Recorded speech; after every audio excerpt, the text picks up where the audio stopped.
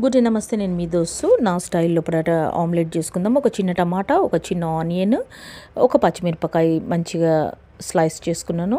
దాని తర్వాత కొంచెము 2 గుడ్లు తీసుకొనేసేసి కొద్దిగా సాల్ట్, కొంచెం 4G పేస్ట్ వేసేసి మంచిగా అన్నింటినీ కలిపి బీట్ చేసేసి కొరియన్ ప్యాన్లో పడేసి ఫ్రై చేసిన అనమాట. సిమ్ టు మీడియం ఫ్లేమ్ మీద. ఇది కొంచెం సిమ్ టు మీడియం ఫ్లేమ్ మీద చేస్తే మంచిగా ఫ్రై బాగా అవుతుంది అనమాట. దీనికి కాంబినేషన్ వచ్చేసి బచ్చలాకు పప్పు ప్లస్ అన్నము.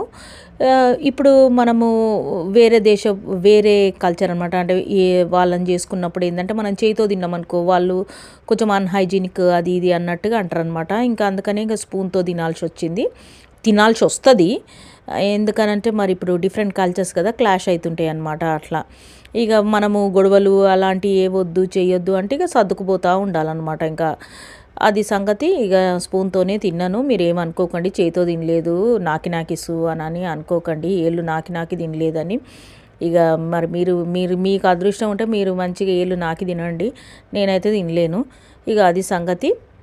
ఇక పుష్ప అయితే మొత్తం స్విమ్మింగ్ పూల్ ఏరియా అంతా బాగా చేస్తుండు. ఇక అది సంగతి. శుషి